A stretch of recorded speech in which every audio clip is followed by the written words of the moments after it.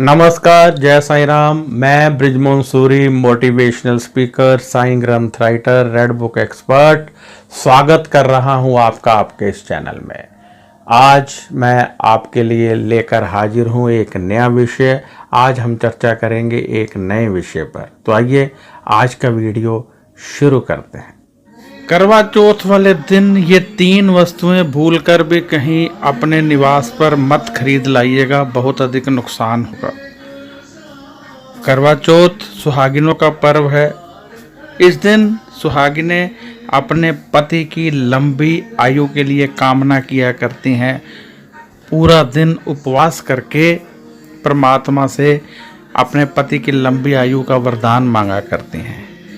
इस दिन सुहागिनों के लिए विशेष वाइब्रेशन धरती की ओर प्रवाहित होती है। या यूं कहें कि सुहागिनों के शरीर से एक विशेष वाइब्रेशन निकलती है जो परमात्मा की शक्तियों को अपनी ओर खींचती है। पूरा दिन उपवास करने पर, पानी तक ना पीने पर और किसी के लिए काम न करने पर 10 गुना शक्ति सुहागिनों के शरीर से निकलती है जो परमात्मा की शक्ति को अपनी ओर खींचती हैं। इस दिन बहुत ज़्यादा ये बात अहमियत रखती है कि आप क्या खरीद रहे हैं और क्या नहीं खरीद रहे हैं। इसलिए ध्यान रखना है कि इस दिन क्या क्या नहीं खरीदना है। इस बात को खास ध्यान रखें। मैं आपको बताने वाला हूँ वह 3 वस्तुएं जिन्हें यदि आप खरीदते हैं तो नेगेटिव वाइब्रेशन का वास होता है और अपशकुन माना जाता है। यदि आप अपने जितने भी हमारे शास्त्र हैं, उपनिषद हैं, उनको पढ़ेंगे तो स्पष्ट लिखा है कि करवा चौथ वाले दिन कांच का बर्तन किसी भी सूरत में मत खरीदें। कांच का बर्तन किसी भी सूरत में मत खरीदें। कांच की चूड़ियाँ खरीद सकते हैं, कांच का बर्तन नहीं खरीदना है। पहले तो एक बात ये हो गई, क्यों? क्योंकि ये राहु का प्रतीक होता है और इस तरह से घर में राहु जाते हैं तो पति पर आपस में झगड़ा होने के चांसेस बढ़ जाते हैं। दूसरा है झाड़ू। झाड़ू किसी भी सूरत में नहीं लाना है। झाड़ू नहीं खरीदना है। ये नहीं है कि इस दिन आप बाजार जाएं और झाड़ू खरीद कर ले आएं, ऐसा कुछ नहीं करना है। ये पर्व है, पूजा का सामान खरीदिए, सुहाग का सामान खरीदिए, अपनी सासू माँ को सामान देने के लिए खरीदिए। ये सब पवित्र चीज़ें खरीदने का पर्व है। कोई भी गलत वस्तु इस दिन नहीं खरीदी जानी चाहिए। मिट्टी का तेल यानी कैरोसिन, कैरोसिन भी इस दिन नहीं खरीदना है। ये 3 वस्तुएं इस दिन किसी भी सूरत में मत खरीदिए। ज्वलनशील वस्तु जो है वो इस दिन नहीं लेनी चाहिए। गैस का सिलेंडर, कैरोसिन नहीं खरीदना चाहिए। गाड़ी में पेट्रोल डलवा सकते हैं, आप अपने वाहन में पेट्रोल डलवाना चाहते हैं डलवा सकते हैं, परंतु अपने निवास पर ऐसी वस्तुएं मत लाइए। ये अपशकुन माना जाता है और बहुत बुरी शक्तियां इसके साथ हमें मिलती हैं जो हमें नुकसान करती हैं। इसलिए ऐसा कुछ नहीं खरीदना है जिससे कि अपशकुन हो, आपका नुकसान हो, आपकी शक्तियों में कमी आए, वाइब्रेशन में कमी आए, जो परमात्मा से हमें शक्तियाँ मिलनी हैं उसमें कमी आए। ऐसा कुछ भी हमें नहीं खरीदना चाहिए और परमात्मा के श्री चरणों में लगे रहना चाहिए। इस दिन जब आप सरगी खाते हैं तो आपको चाहिए कि सबसे पहले उसे परमात्मा को भोग लगाएं और फिर उसका सेवन करें। तत्पश्चात जब आप फिर यदि सो जाते हैं तो स्नान करने के पहले परमात्मा को नतमस्तक जरूर होइए और फिर स्नान करने के पश्चात परमात्मा को नतमस्तक फिर जरूर होइए। इससे आपको बहुत सारी शक्तियाँ फिर से मिलेंगी। यानी कहने का अर्थ ये हुआ कि ये पूरा दिन सिर्फ भूखे नहीं रहना है। इस उपवास को शारीरिक श्रम तक सीमित नहीं रखना है। ये नहीं है कि बस हम भूखे हैं। परमात्मा का नाम सिमरन करना है, प्रभु सिमरन करना है, अधिक से अधिक करना है, ताकि आपको अधिक से अधिक शक्तियां प्राप्त हों। क्योंकि इस दिन आप उपवास पर हैं। उपवास भी आप किसी और के लिए कर रहे हैं, चाहे पति आपका अपना ही है, लेकिन अपने शरीर के लिए नहीं कर रहे हैं, अपने पति के लिए कर रहे हैं।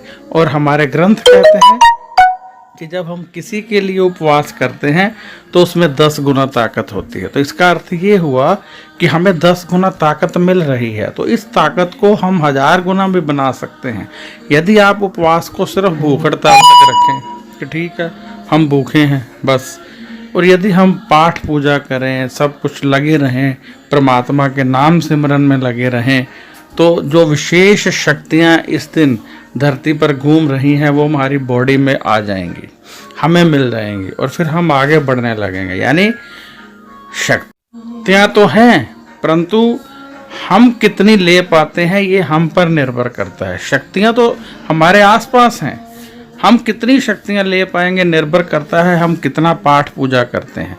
यदि आप सुबह भूख से बैठे हैं और सारा दिन बस हम भूखे हैं, कब चांद निकलेगा, कब पानी पिएंगे, देखो कितना हम भूखे हैं, देखो ये क्या कर रहे हैं, हम इसी सोच में रहेंगे तो हमें वो शक्तियाँ नहीं प्राप्त होंगी। यदि हमने वो शक्तियाँ लेनी है तो हमें परमात्मा का सिमरन करना होगा। जब हम परमात्मा का सिमरन करेंगे तो परमात्मा की शक्तियाँ हमें मिलेंगी और हमारे पति की लंबी आयु होगी। हमने उपवास किया है कि हम सुहागिन रहें, हम जब मरें सुहागिन ही मरें, हमारे पति की आयु बहुत लंबी हो।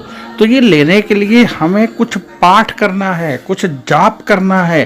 परमात्मा ने अपनी शक्तियाँ धरती पर प्रवाहित कर दी, परंतु अपने शरीर को जागृत करना है ताकि वो शक्तियाँ हमारे शरीर में प्रवेश कर सकें। यदि हम अपने शरीर को जागृत नहीं करते हैं तो वो शक्तियाँ हमारे शरीर में प्रवेश नहीं करेंगी। जब वो शक्तियाँ प्रवेश नहीं करेंगी तो हमें कुछ भी प्राप्त नहीं होगा। अब मैं यहाँ इजाज़त चाहूँगा। यदि आपको मेरा ये वीडियो अच्छा लगा है तो कृपया इसे लाइक कर दें, क्योंकि लाइक करने से मेरा हौसला बढ़ेगा। और यदि आपको लगता है कि ये वीडियो दूसरे लोगों को भी देखना चाहिए तो इसे शेयर कर दें, ताकि शेयर करने से दूसरे लोग भी देखें, उनको भी लाभ मिले। और जब उनको लाभ मिलेगा तो आपको उसका पुण्य प्राप्त होगा।